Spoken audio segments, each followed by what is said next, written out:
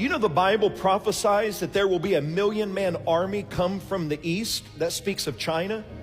And that the Euphrates River will dry up so that this army can pass over into Israel?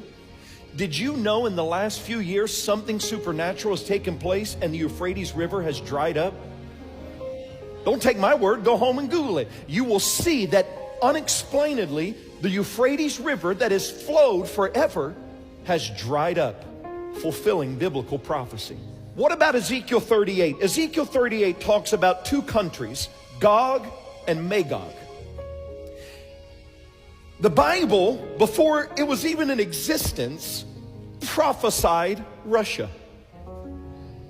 Gog and Magog represents Russia and Iran.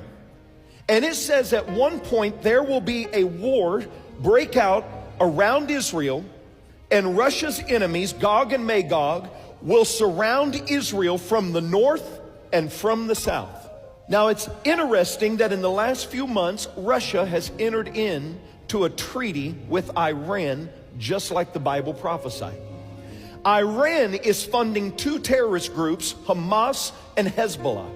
Hezbollah is in the north of Israel. Hamas is in the south of Israel.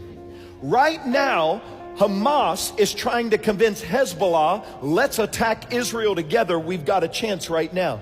That would be the fulfillment of Ezekiel 38, of when these enemies surround Israel. You say, what happens? Well, the Bible says that God will supernaturally step in and He will defend Israel and He will defeat all their enemies. Do you realize we could be watching that happen on our TVs right now? Right now. The question is, will the rapture take place before this or just after? What we know is after God defends it, there will be a man that will rise up and he will bring peace to the Jewish people. He's the Antichrist.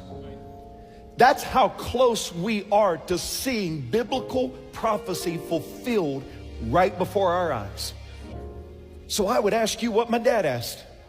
If your heart were to stop, or if the trump of God were to sound, would you be ready to stand before God?